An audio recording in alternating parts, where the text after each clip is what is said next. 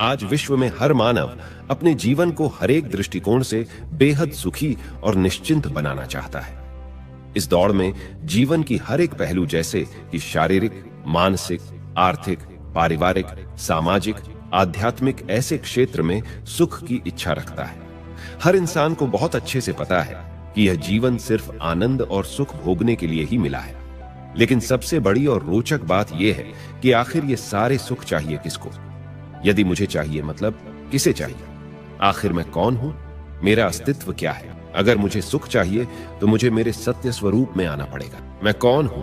इस स्वरूप में मुझे निरंतर रहना पड़ेगा। फिर मैं जो चाहता हूं वह हर बात मेरे पास होगी। मेरे हर संकल्प पूरे होंगे। वास्तविक रूप से सारे सुख तो मेरे पास ही है, बस मैं अपने पास नहीं हूं। आज दुनिया में अधिकतम लोग अपने आप को 5 तत्वों का बना हुआ शरीर ही समझते हैं। और सत्य देखा जाए तो हम शरीर को चलाने वाले अति सूक्ष्म पॉइंट ऑफ लाइट आत्मा है, जो कि इस शरीर में ब्रेन के मध्य में हाइपोथैलेमस पिट्यूटरी के बीच में स्थित रहकर सूक्ष्म शरीर और 7 चक्रों द्वारा इस शरीर को चलाते हैं और हर बात का अनुभव करते हैं। दुनिया में 2 प्रकार के कॉन्शियसनेस है।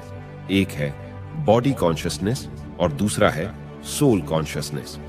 विश्व में इस बात को अहम मान्यता है कि जिस कॉन्शियसनेस में आप चलते हो उसी अनुसार विश्व आपसे प्रभावित होकर आपके जीवन पर उसका प्रभाव आता है और आपके जीवन में सुख या दुख की प्रवेशता होती है। बॉडी कॉन्शियसनेस मतलब अपने आप को प्रकृति समझना, और प्रकृति समझने के कारण प्रकृति के सारे दुखों का अनुभव आपको होना शुरू होता है और आपका जीवन दुखों से भरपूर होता है। आज की प्रस्तुति में हम ये समझेंगे कि आत्मा का इस शरीर के साथ क्या संबंध है, उसका स्वरूप कैसा है, शरीर में कहां रहती है तथा कहां से आती है और कहां जाती है, इस संसार में क्यों आई और क्या उसे मोक्ष मिल सकता है या नहीं। आइए आज इन्हीं प्रश्नों का उत्तर जानने की कोशिश करते हैं। आत्मा एक चैतन्य शक्ति है, क्योंकि शरीर तो मात्र एक साधन है। आत्मा का शरीर के साथ का संबंध मैं और मेरे के रूप में स्पष्ट किया जाता है। जैसे कि कहते हैं मेरा शरीर, लेकिन मैं शरीर तो नहीं कहते। उसी तरह मेरा हाथ कहा जाता है, मैं हाथ तो नहीं कहा जाता। स्पष्ट है कि मैं कहने वाला चैतन्य शक्ति आत्मा इस शरीर का मालिक है। सोचने वाली शक्ति, निर्णय करने वाली शक्ति तो आत्मा ही है। आत्मा एक अति सूक्ष्म दिव्य ज्योति बिंदु स्वरूप है। इसलिए व्यक्ति जब शरीर छोड़ता है तो दीपक जलाते हैं, अर्थात शरीर में स्थित चैतन्य ज्योति के यादगार स्वरूप ज्योति जगाते हैं। शरीर में आत्मा का निवास स्थान कहाँ है? दुनिया में आत्मा के शरीर में निवास के विषय में कई प्रकार की मान्यताएं हैं, जैसे कि आत्मा सारे शरीर में भ्रमण करती है। अब एक ही व्यक्ति एक ही समय में सुन भी रहा है, देख भी रहा है, बोल भी रहा है, हाथ भी हिला रहा है और चल भी रहा है, तो उस वक्त आत्मा कहाँ रहती है? इससे स्पष्ट है कि आत्मा का एक निश्चित स्थान होना चाहिए। आत्मा भी मस्तिष्क एवं स्नायु तंत्र के द्वारा शरीर की सभी कर्मेंद्रियों एवं ज्ञानेंद्रियों पर नियंत्रण रखती है। मेडिकल साइंस के द्वारा भी यह प्रमाणित किया गया है कि हाइपोथैलेमस और पिट्यूटरी ग्लैंड के बीच में आत्मा निवास करती है। इसीलिए व्यक्ति जब अपने भाग्य की बात करता है तब वह अपना हाथ मस्तक पर फेरता है। यानी भाग्य शरीर में नहीं है, परंतु आत्मा भाग्य लेकर आती है और लेकर जाती है। चूंकि आत्मा भ्रिकुटी के पीछे बैठी रहती है, इसलिए भारत में हिंदू चंदन का तिलक भी भ्रिकुटी के मध्य में ही लगाते हैं। इसका कारण यह है कि आत्मा का स्वरूप अति सूक्ष्म बिंदु है। चंदन का रंग सुनहरा होता है। यह याद दिलाता है कि आत्मा का अनादि स्वरूप शुद्ध और पवित्र है। आत्मा कहां से आती है और कहां जाती है? कहा जाता है कि जहां से हम आए हैं वहीं जाना है, परंतु कहां से आए हैं और कहां जाना है यह पता ही नहीं। आइए इस चित्र के माध्यम से समझते हैं। चित्र में 3 लोक है। आकाश के नीचे मनुष्य लोक है, जहां 5 तत्व की दुनिया है। यह संसार एक रंगमंच है, जहां हर आत्मा शरीर रूपी चोला धारण कर अपना अभिनय करती है।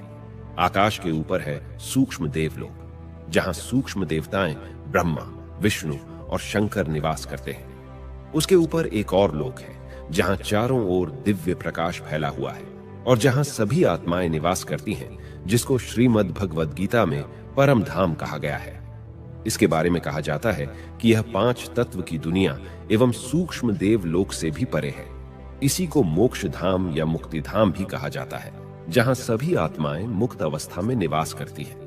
हम लोग उसको अपना प्यारा घर भी कह सकते हैं। आज संसार में मनुष्य जब अनेक जन्म लेकर अपनी भूमिका निभाते निभाते दुखी हो जाता है या थक जाता है तो उसको भी अपना घर याद ही आता है।